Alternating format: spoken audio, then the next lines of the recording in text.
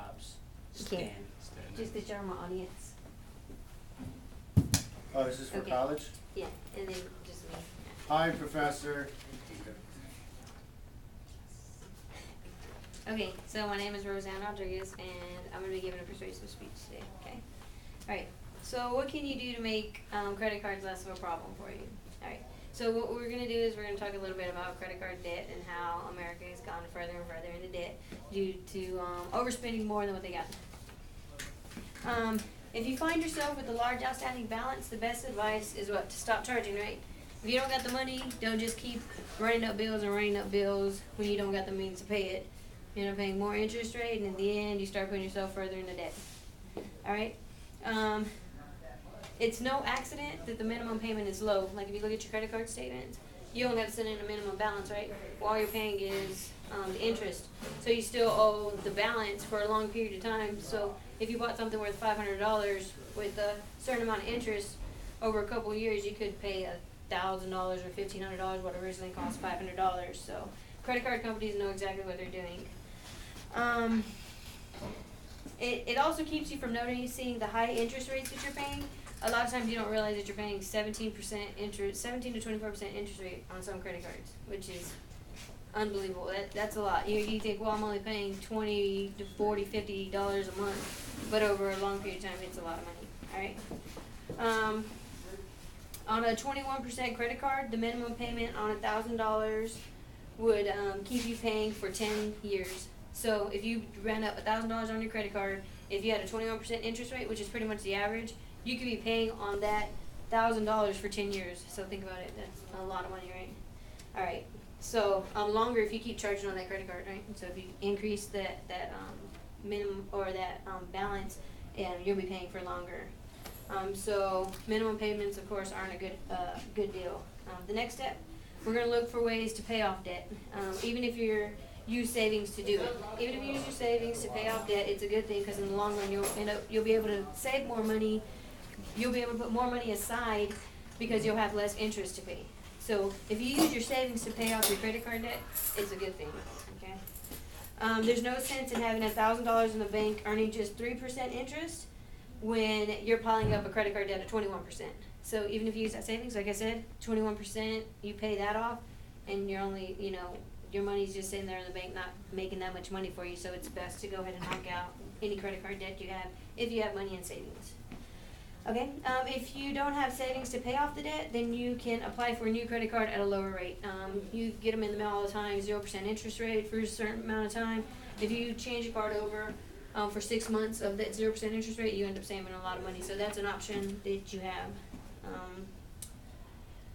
There are many cards offering low introductory rates for the first year, and they also allow you to transfer balances, which is what the kind of credit cards you're looking for, even if you just use it for a short period of time. However, if things aren't looking quite so good, and all of this sounds too hard to achieve right away, at least take a look at your interest rate.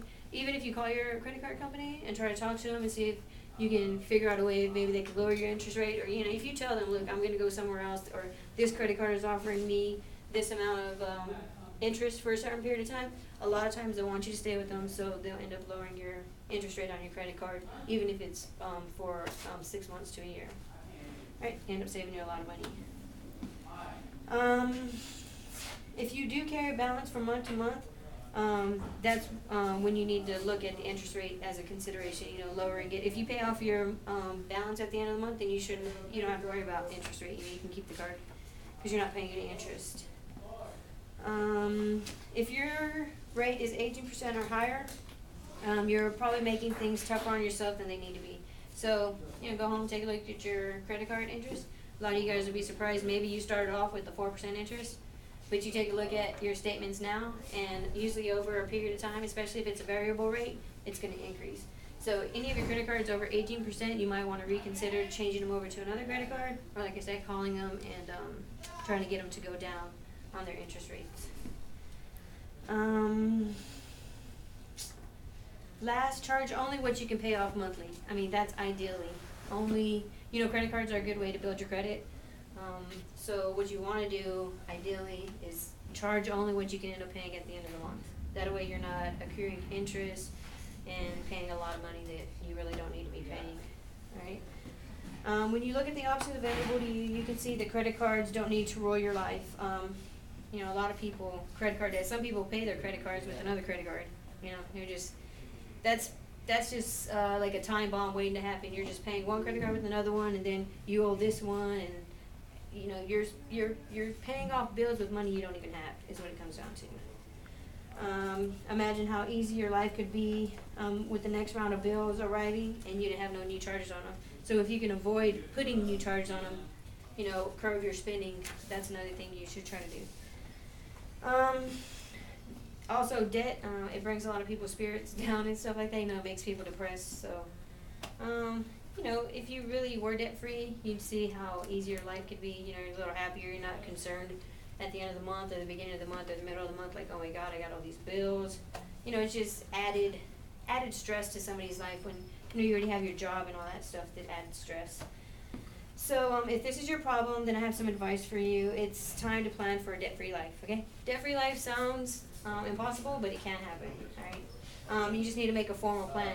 Make a strict budget, stick to it, and, you know, I mean, you make a strict plan and try to stick to it as much as possible, but, you know, every once in a while you can go out a little bit with some of the money that you've saved up, so. Pretty much, you don't have to give up credit cards. You can limit them. Most people have, it's crazy, 6 to 10 credit cards is like the average amount of credit cards people own. Like, that's amazing. Nobody really needs more than 2 credit cards.